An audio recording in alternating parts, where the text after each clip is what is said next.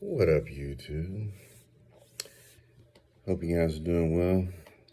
Just want to come here and talk about a subject that I thought was pretty interesting. I've been hearing a lot about deregulation and seeing deregulation in the news a lot.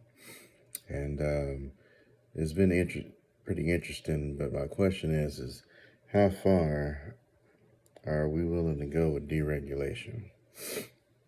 And what I mean by that is we have unions, and unions protect people. All right, they help fight for benefits. They help fight for salaries. They help fight for a lot of things for the people. Now, Doge has already gotten rid of the consumer, was the government consumer agency to help protect consumers from businesses. Right now, we're seeing government workers being basically put out of jobs for basically being government workers at this point in time, for no reason, or at least not really good reasons other than what may be some, I'll say, assumptions, prejudices that some people have, because, you can't have bad experiences with certain people in government, and that's just not going to make everybody look good, which, in my opinion, is every government worker is going to be an ambassador to people. And you got to make sure you represent, you know what I mean? And the sad part about it is right now, it looks like there's perception that most people in the government don't work well. And so I heard this news reporter one time, she said, you having a job is not, she said, you shouldn't expect to have a job or something like that, And she worked in the private sector and she's been fired before. I'm like, okay, that's fine, but you do want to have some type of security. I think everybody should want it and everybody should have the opportunity to get it. But this deregulation right now, it seems like is really going to lead to the situation of where unions are going to be made illegal. And if businesses are totally deregulated, then they'll be able to charge, not pay people as much. They can raise prices on products, but then they can also decrease how much you're paying benefits are. And if there's no regulation, then there may be no benefits. And I think the premise behind it is a lot of times our competitors overseas, those companies don't have to worry about regulation. They don't have to worry about benefits. They don't necessarily have to worry about having a minimum spouse or even a minimum wage.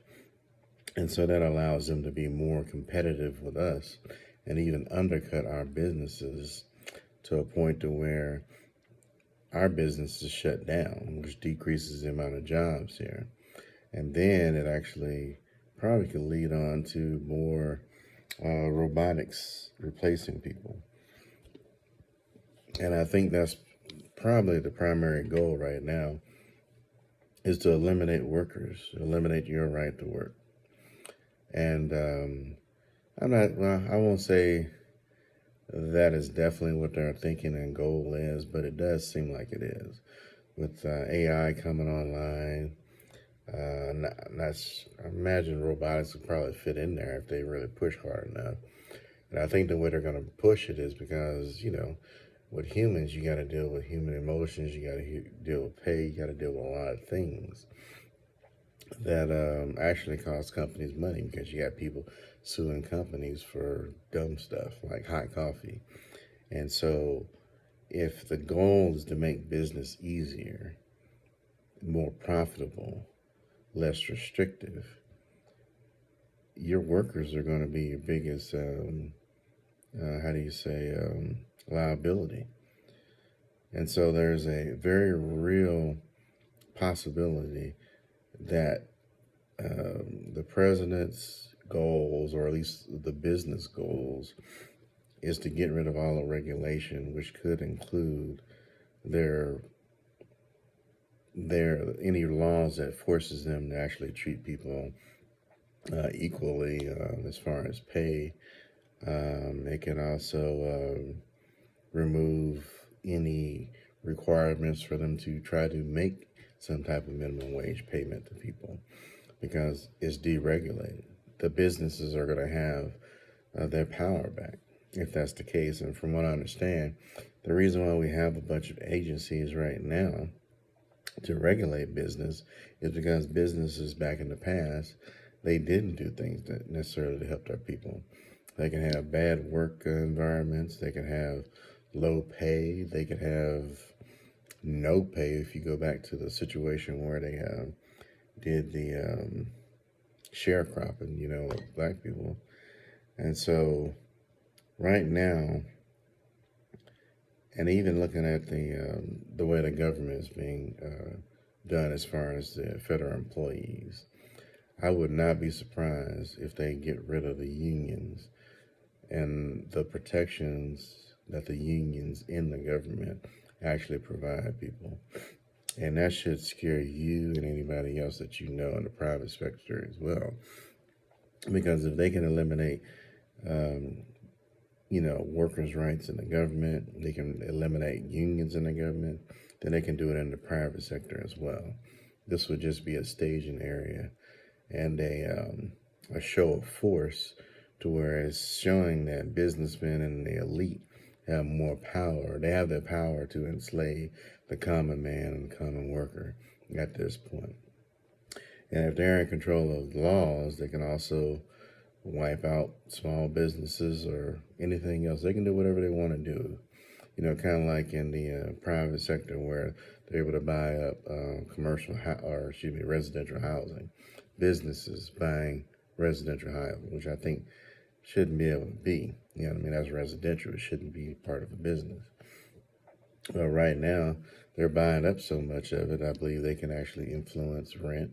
They can influence the cost of housing as well, for new house buyers.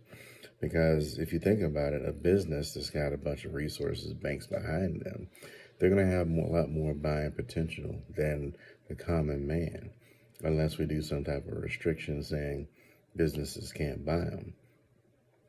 And that's not including any foreign investors that come over here and just buy up land companies and all this other stuff, and which makes us even more vulnerable to business as well, But right now, I think deregulation, I think there's some good things about it, but also I think it needs to stop at a certain point.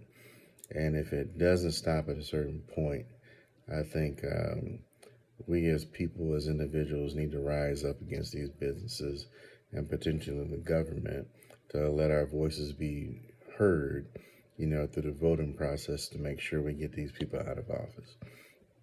If they can't get them out of office, they may have to protest some of their brands since they want to control us. We can exercise our rate of control as well.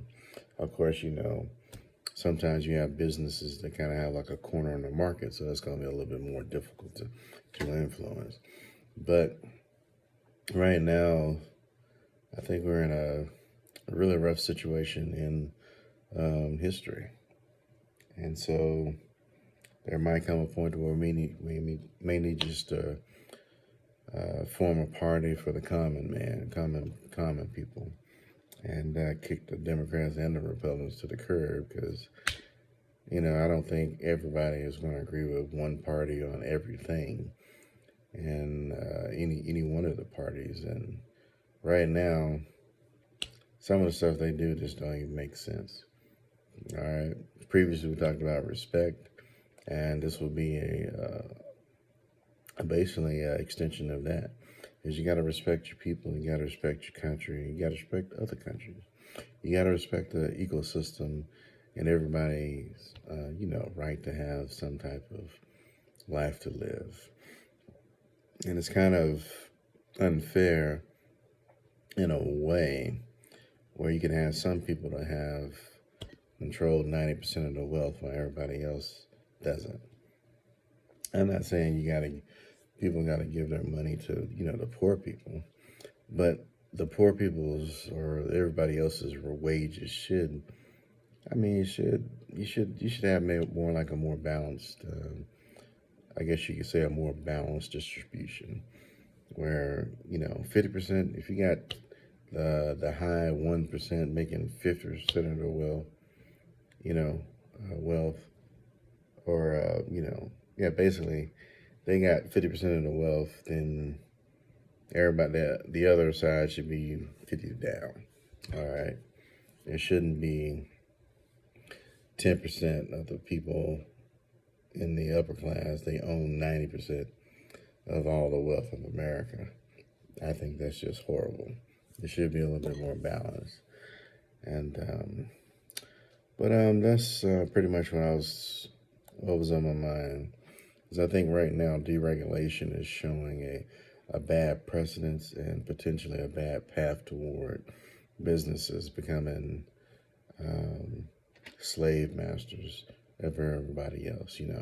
The classes being more and more separated. Where you have like the elites and then everybody else, which I think is wrong. Even in a capitalistic society, you shouldn't have it to where you can actually enslave everybody else. So, but just my thoughts. If you agree, put it in the comments. Like, comments, subscribe, and wish you all well in everything that you do. And take care.